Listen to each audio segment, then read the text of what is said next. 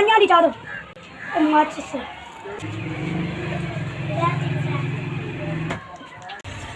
अस्सलाम वालेकुम जी। मेरे नाम नुसरत बीबी है। मैं एक गांव दे विच छोटी सारी दुकान बना के गुजारा कर रही हूँ। 3 बच्चे ने पढ़न जाते ने, कोई उन्हां दा थोड़ा बड़ा लूण मिर्चा बंदा मेरा जिहड़ा है वह भी वडेरा ही है। तो कदी दिहाड़ लग जाती कदी नहीं लगती। असी अखराजात बच्चों का पूरा कर रहे हैं। तो कोई 3000 रुपया किराया दुकान का दे रही हूँ। अच्छा मजबूर हो जाने। 3 बच्चे ने आखिरकार उन्हों का भी अखराजात है, आप भी 2 जी आए हैं। कोई बंदा दी कदी दिहाड़ लग जाती है कदी नहीं लगती। तो इस थोड़े जिन्ने समान दे विच गुजारा नहीं हो रहा।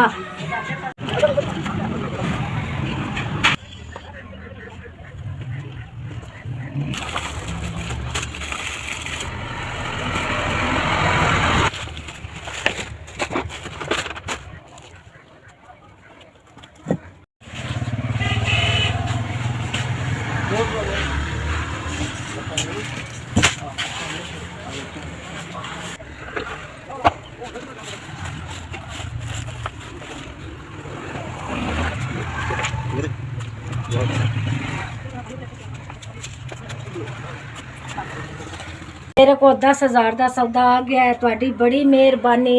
मैं गरीब बंदा है, मेरा बंदा भी वडेरा है, बच्चे छोटे हैं। तो मेरी दुकान विच थोड़ा समान है। अल्लाह पाक तुहानू चौखी तौफीक देवे। अल्लाह तुहानू पाक मदीने दी जियारत कराए। तो मैंने 10,000 का सौदा जिहड़ा है आ गया है। हुण कोई मेरा थोड़ा जिन्ना सौखा निकल जाएगा। अलहमदुलिल्लाह ओदी ज़ात दा तुहानू भी अल्लाह तंदुरुस्ती देवे, चौखी तौफीक देवे। जे मैं सिर्फ मजबूरी वास्ते इत्थे आके ते आ छोटी सारी दुकान का आसरा लैके ते बैठी हाँ। तुसी अगे भी मदद करते हो ते अगों भी अल्लाह तुहानू चौखी तौफीक देवे ना आवे। परेशानियां तो अल्लाह बचाई ते गरीबां नाल भला करदे ही रवो।